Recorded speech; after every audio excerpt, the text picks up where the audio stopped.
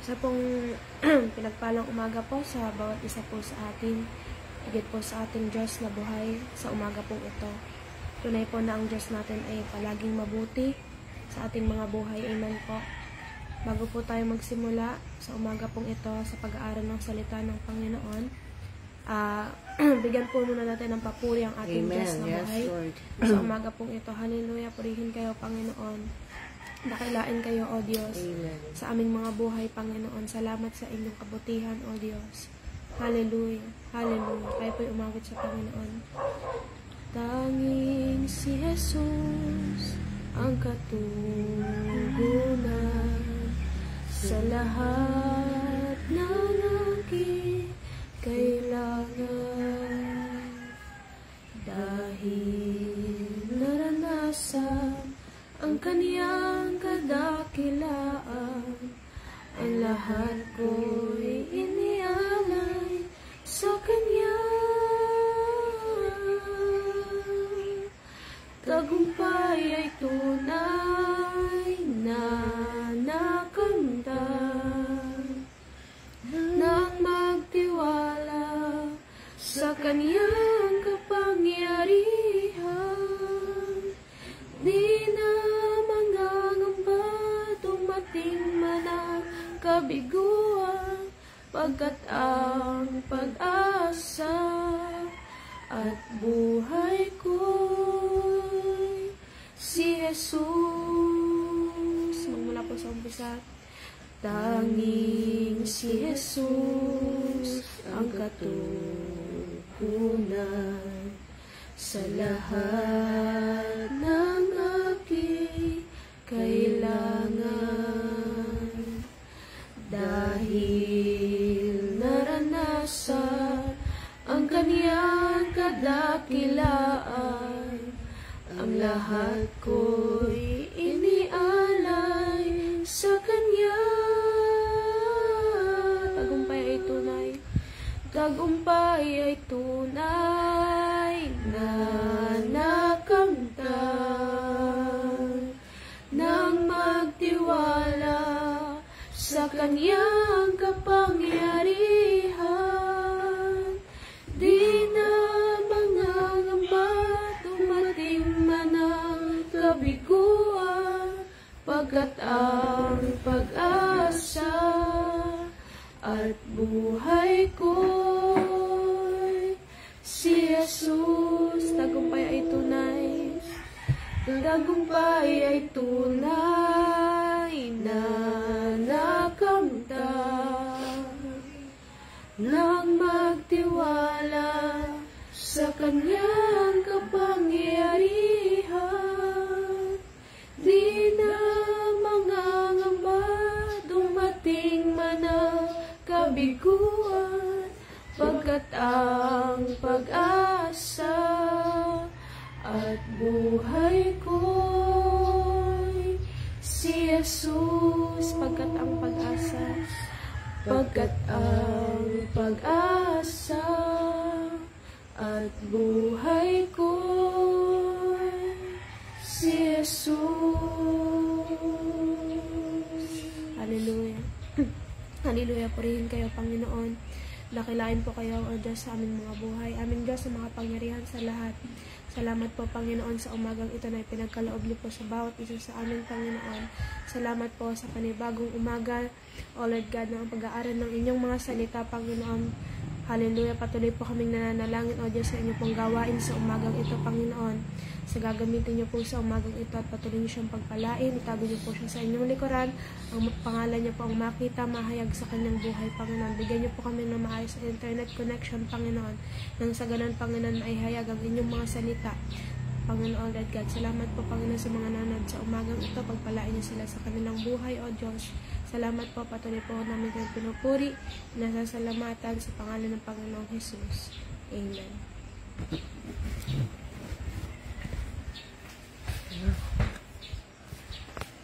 Isang pinagpalang umaga po sa ating lahat at ngayon po ay mag-aaral naman tayo ng salita ng Diyos.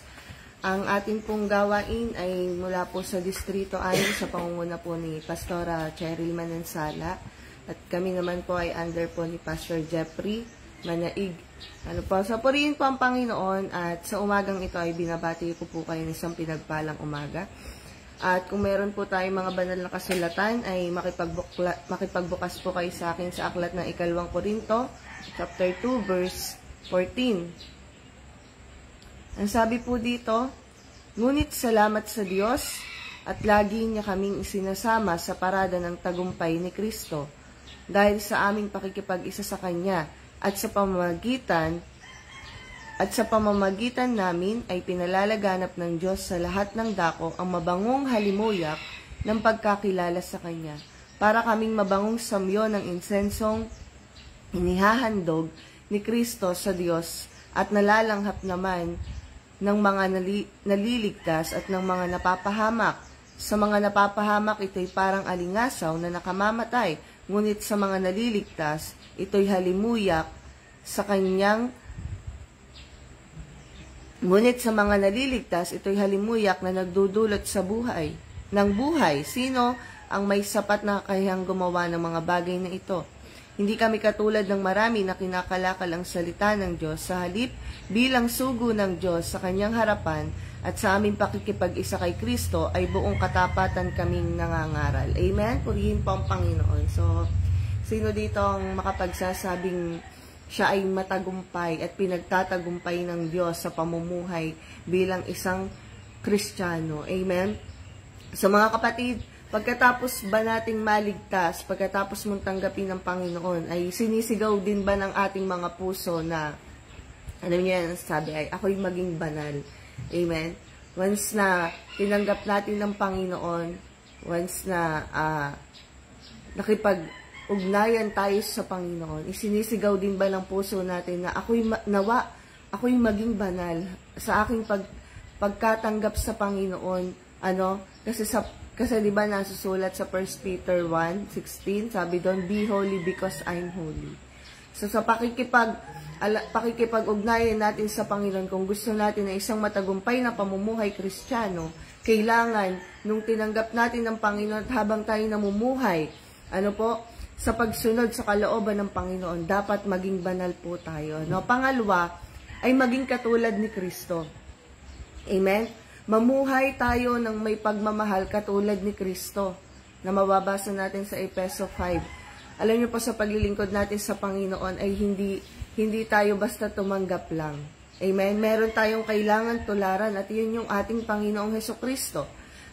Napakadaming ginawa ng Panginoon. Hallelujah. Naging pinakamababa. Amen? So, napapagtagumpayan po ba natin yon? After mo bang tanggapin ng Panginoon ay nasabi mo rin, nawa maging katulad ako ni Kristo. Pang-apat ay, nawa mapagtagumpayan ko ang kasalanan. Amen? Dahil nung tinanggap natin ng Panginoon, kung nais nating magtagumpay sa pagiging isang Kristiyano, kailangan mapagtagumpayan natin ang kasalanan. Amen? Na siyang magtutulak sa atin para tayo ay muling malayo sa ating Panginoon. At pang-apat, makapamuhay ng hiwalay sa mundong ito. Amen? Alam niyo mga kapatid, sa panahon natin ngayon, ay ang hirap ng, alam niyo yun, ang dami ng lumalayo sa gawain ng Panginoon, ang dami ng mas minamahal o namumuhay sa mundong ito, hiwalay na. Amen? Sa Panginoon, at mas minamahal na ang mundong ito dahil sa matindi na mga karanasan, sa matinding mga pinagdadaanan. Pero ikaw, mga kapatid, ay nagpapatuloy para mas lalo mong mapagtagumpayan yung isang pamumuhay Kristiyano.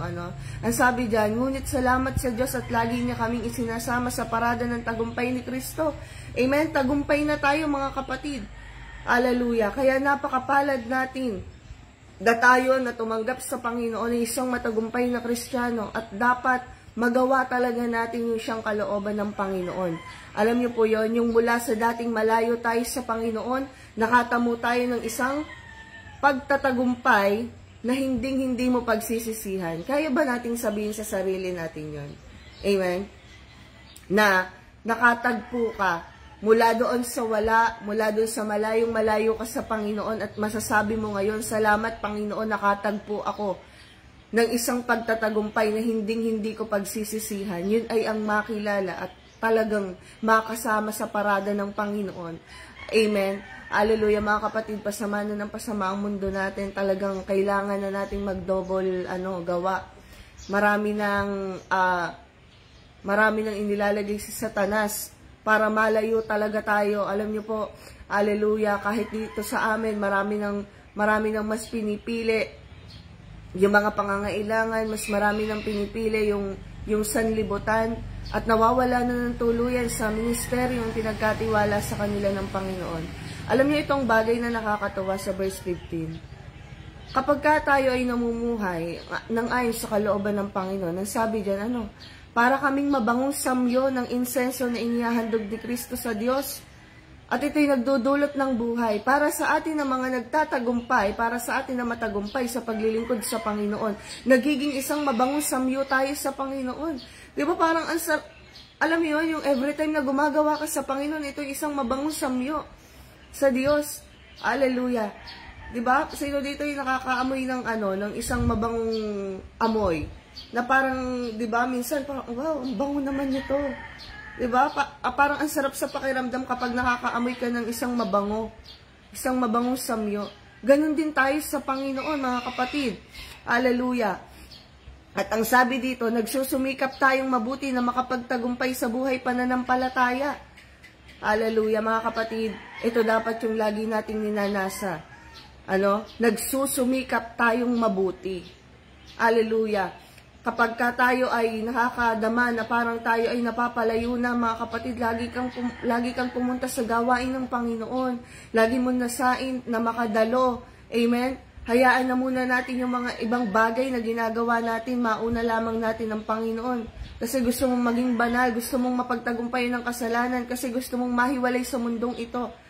At makapamuhay ka ng hiwalay sa mundong ito, mga kapatid. Hallelujah. Nagsusumikap tayong mabuti. Kaya lang sa panahong hindi na nila madama ang tagumpay, alam nyo, ito yung nakakalungkot. Kapag ang isang Kristiyano ay hindi na madama, amen, yung pagkilos ng Panginoon sa buhay niya, bumabagsak hanggang sa pinakamababang kalalagayan. Ito yung nakakalungkot. Sinasabi na sa atin ng Panginoon, anak, isasama kita sa parada ng tagumpay. Pero dahil tayo, alam niyo, may mga hinahanap pa tayo na para bang pakiramdam natin kulang, bumabagsak na hanggang saan? Sa pinakamababang kalalagayan.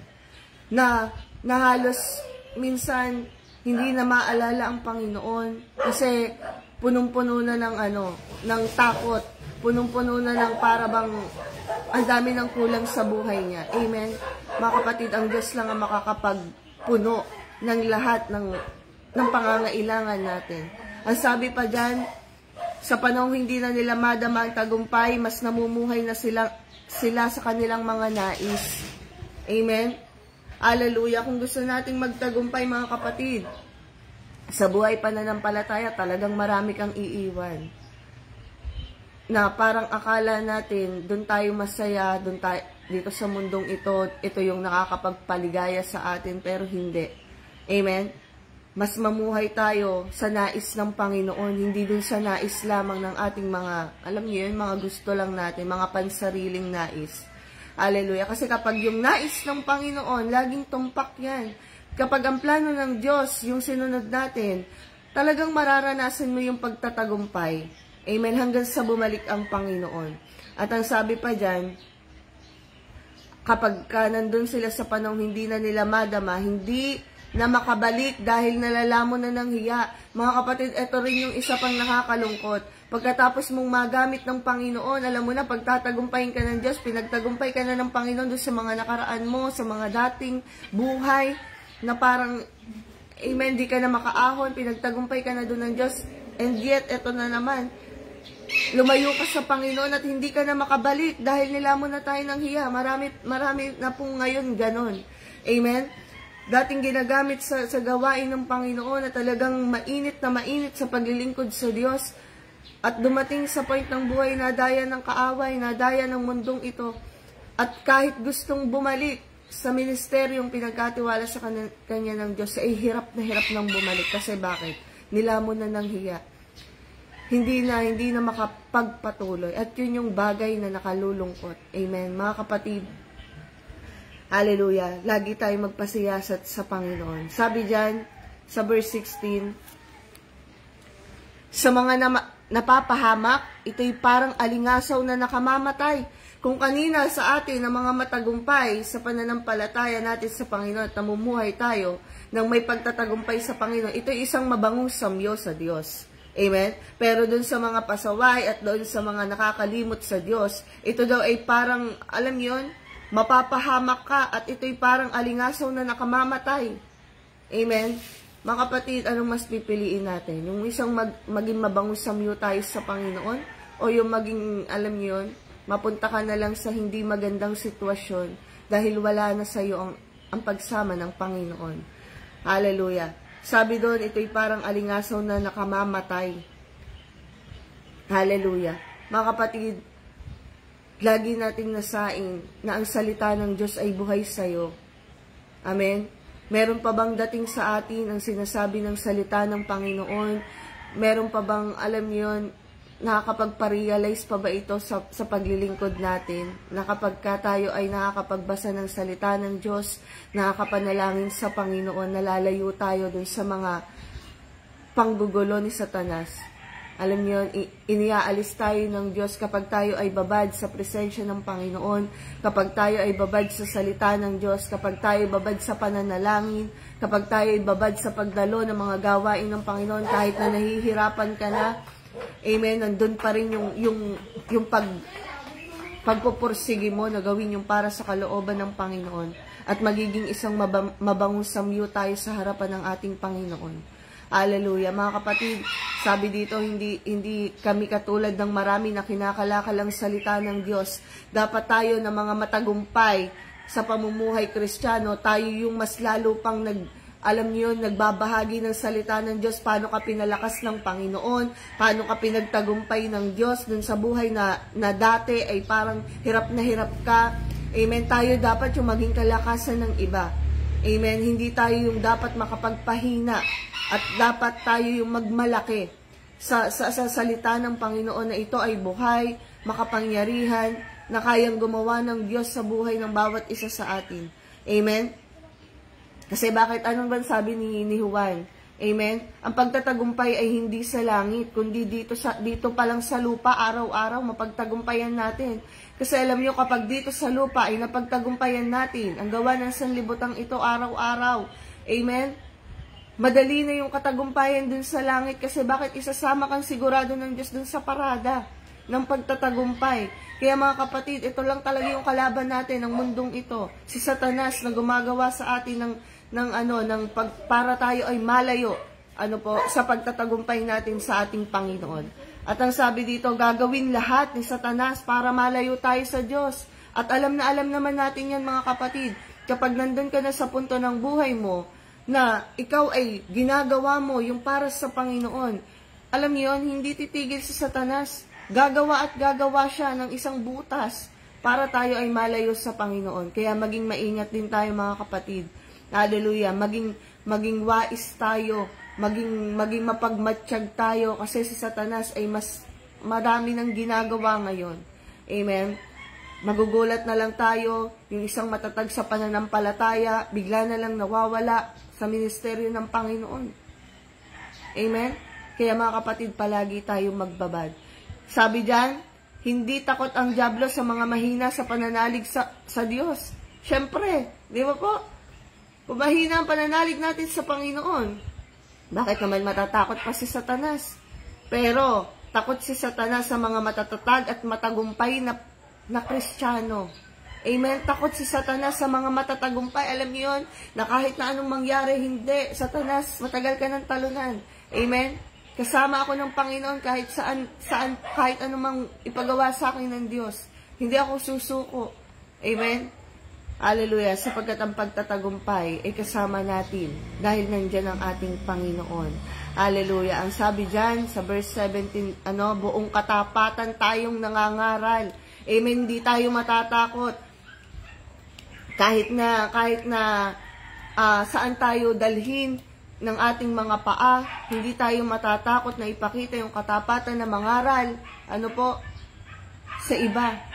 Hallelujah, sapagkat ito ay may reward sa Panginoon. Hallelujah. Alam niyo po, may pangako ang Diyos na tayo ay matagumpay na Kristiyano. Una sa 1 John 7:37, diba? Kinuha ko lang po yung mismong word na nandoon. Ang sabi niyan sa 1 John 7:37, may pangako ang Diyos na matagumpay na Kristiyano. Dadaloy ang tubig na nagbibigay buhay. Alin yon? Sino yon? Ang Espiritu ng Panginoon. Alam niyo po, sa pagtatagumpay natin sa Panginoon, kasama natin ang Espiritu ng Diyos at hindi tayo iiwan at mababayaan ng Panginoon. Basta tayo sumusunod, gumagawa sa ubasan ng Panginoon, dadaloy ang tubig na nagbibigay buhay. Amen. Huwag tayong matakot sumunod. Huwag tayong matakot gumawa sa Panginoon. Kahit hirap na. Amen. Lahat tayo nakakaranas ng hirap. Sapagkat ang paglilingkod sa Panginoon ay hindi madali. Amen. Pero masarap maglingkod sa Panginoon.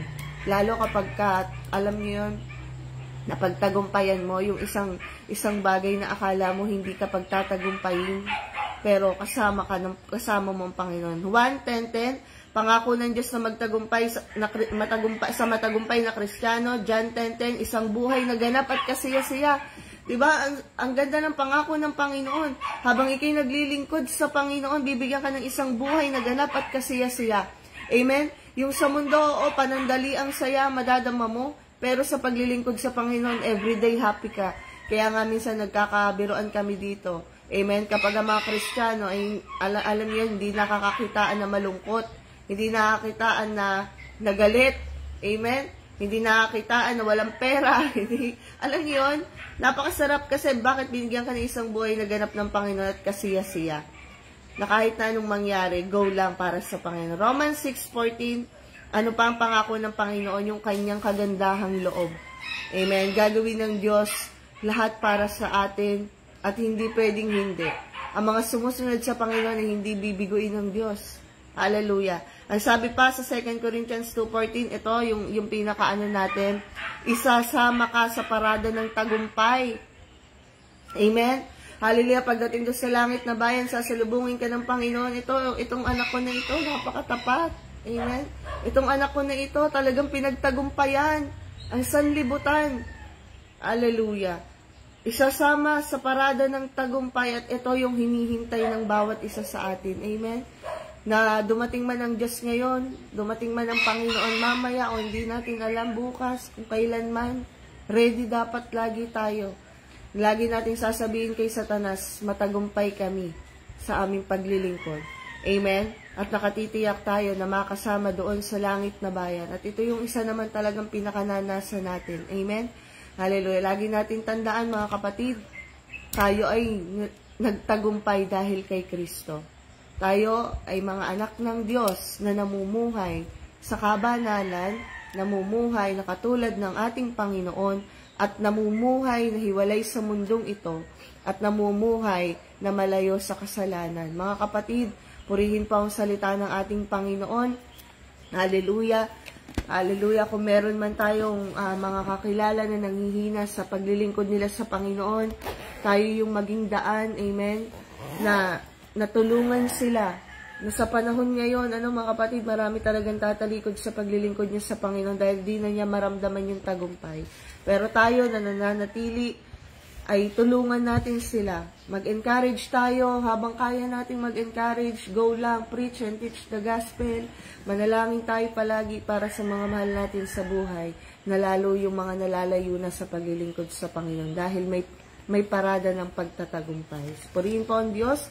Sa umagang ito, tayo po ay manalangin. Dakilang Diyos, maraming salamat po sa inyong mensahe sa umagang ito. Na Lord, nakatitiyak ang bawat isa sa amin na ang pagtatagumpay, pagkakaloob nyo sa mga taong sumusunod, sa mga taong gumagawa ng katapatan at nagpapatuloy, o Diyos, sa nais po ninyo na ipagawa sa amin. Maraming salamat po, Panginoon, kung meron man kaming mga mahal sa buhay, Panginoon, na parang nahihirapang maglingkod, napapalayo po sa inyo, Panginoon. Tulungan niyo po sila sa oras na ito, Ama. Sa mga nanghihinang espiritu, Panginoon, palakasin niyo sila, banal na espiritu. Hallelujah, abutin niyo po sila saan mang dako sila naroroon ngayon, O Diyos. At sa mga nakakarinig nito, Panginoon, kayo po ang siyang pumilos. Maraming pong salamat aming Ama. Tunay kayong tapat, tunay kayong mabuti, tunay kayong dakila sa buhay ng bawat isa. Pagpalain niyo mga po ang bawat nanonood ng live, Panginoon, ingatan, gabayan, saan man sila naroroon, Panginoon, ang inyong pong proteksyon, pag-iingat, ay kanila pong maranasan. Maraming pong salamat aming Panginoon. Pinupuri namin kayo, dinadakila sa pangalan ng aming Panginoong Jesus. Amen.